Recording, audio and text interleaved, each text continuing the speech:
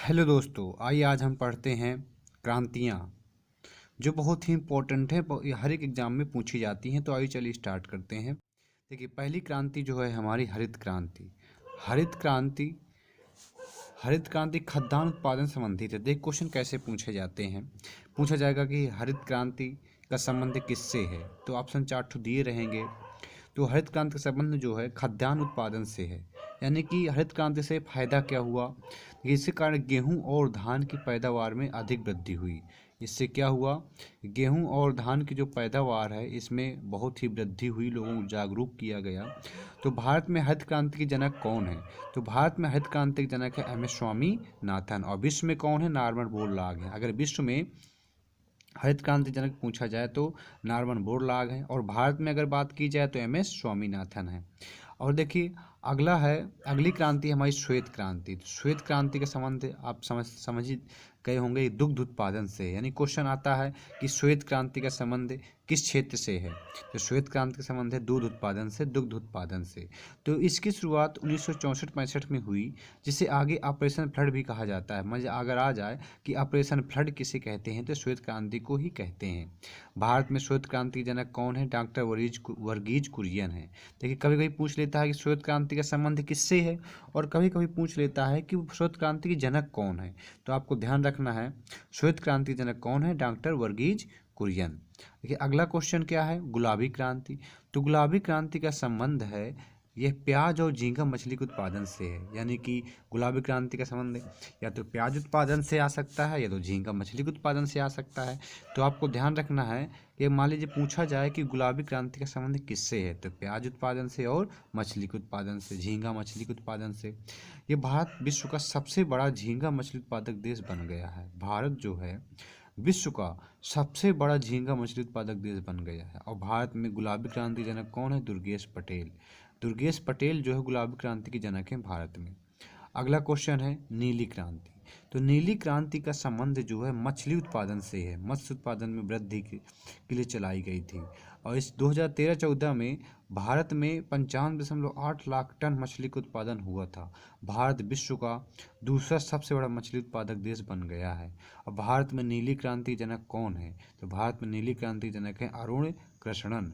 भारत में नीली क्रांति जनक कौन है, अरुण कृष्णन। अगला क्वेश्चन है कि सुनहरी क्रांति का संबंध किससे है, तो इसका संबंध बागवानी उत्पादन से में वृद्धि से है, जिसमें फल विशेषकर सेब उत्पादन, इसे शहद उत्पादन से भी जोड़ा जाता है। और भारत में बागवानी उत्पाद जीडीपी में 31% योगदान देता है। यानी कि भारत में जो है बागवानी का अगर देखा जाए तो 31% योगदान है जीडीपी में। और भारत में सब्जी और फल उत्पादन में विश्व में दूसरा स्थान रखता है। यानी भारत जो है सब्जी और फल उत्पादन में विश्व में दूसरा स्थान रखता है। और भारत में स्वर्णिम क्रांति जनक कौन है, तो निरपक्ष तुतेज हैं। भारत में स्वर्णिम क्रांति के जनक कौन है, यानी सुनहरी क्रांति के जनक कौन है, वो है निरपक्ष तुतेज। इनको भी ध्यान रखिएगा। अगला है कि सिल्वर क्रांति। सिल्वर क्रांति का संबंध है भारत में अंडा उत्पादन और मुर्गियों की उत्पादकता बढ़ाने के लिए। सिल्वर क्रांति, भारत की मुर्गी एक वर्ष में 65 अंडे देती है, जबकि अमेरिका में 295 अंडे देती हैं। देखिए फैक्ट देखिएगा इसका, भारत में जो मुर्गी है, भारत की मुर्गी एक वर्ष में 65 अंडे देती है, और जबकि अमेरिका में 295 अंडे देती हैं। जो अमेरिका की मुर्गियाँ हैं 295 अंडे देती हैं। और भारत में आंध्र प्रदेश सबसे बड़ा उत्पादक है। यानी अंडों में सबसे ज़्यादा उत्पादक राज्य वो आंध्र प्रदेश है। और भारत में सिल्वर क्रांति जनक कौन है, इंदिरा गांधी। इंदिरा गांधी अगर आ जाए कि सिल्वर क्रांति जनक कौन है, तो इंदिरा गांधी है। अगला क्वेश्चन है काली क्रांति। तो काली क्रांति का संबंध जो है पेट्रोलियम खनिज तेलों के उत्पादन को बढ़ाने के लिए एथेनॉल का उत्पादन भी बढ़ाया जाएगा। इसका संबंध कोयला उत्पादन से भी है। पेट्रोल में एथेनॉल को 10% मिलाकर बायोडीजल बनाने का लक्ष्य रखा गया है। तो आपको ध्यान रखना है काली क्रांति का।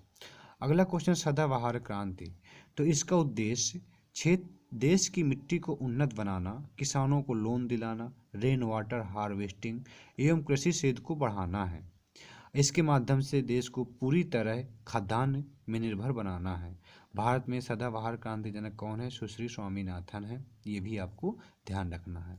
अगली है पीली क्रांति। तो पीली क्रांति खाद्य तेल और तिलहन फसलों के उत्पादन को बढ़ाने के लिए है। हमेशा बहुत कई बार पूछी गई है कि पीली क्रांति का संबंध किससे है, तो तिलहन उत्पादन से है। भारत तिलहन उत्पादन में आत्मनिर्भर बन गया है। भारत में पीली क्रांति जनक कौन है, सैम पित्रोदा। इनको भी आपको ध्यान रखना है कि पीली क्रांति जनक है सैम पित्रोदा। अगला क्वेश्चन है इंद्रधनुषी क्रांति। तो इसमें हरित, पीली, नीली, लाल, गुलाबी, धूरी, भूरी, धूसर और अन्य सभी क्रांतियों को एक साथ मिलाकर चलाने वाले लक्ष्य को रखा गया है इंद्रधनुष क्रांति। तो आपको ध्यान रखना है कि इन सभी क्रांतियों को मिलाकर के एक क्रांति बना दी गई जिसका नाम है इंद्रधनुष क्रांति। जुलाई 2000 में नई कृषि नीति को लागू किया गया, इसी को इंद्रधनुष क्रांति कहा गया है। तो आपको ध्यान रखना है। अगर इंद्रधनुष क्रांति जगह आ जाए इंद्रधनुष मिशन, तो इंद्रधनुष मिशन जो टीकाकरण संबंधित है वो अलग हो जाता है। तो अगर इंद्रधनुष क्रांति है तो आपको ध्यान रखना है ये सभी क्रांतियों को मिलाकर के एक क्रांति बना दी गई है जो रखा गया है। जय हिंद दोस्तों। ऐसे ही वीडियो देखने के लिए हमारे चैनल स्टडी मेक्स फ्यूचर को सब्सक्राइब करें, लाइक करें और कमेंट करके ज़रूर बताएं कि आपको वीडियो कैसा लगा।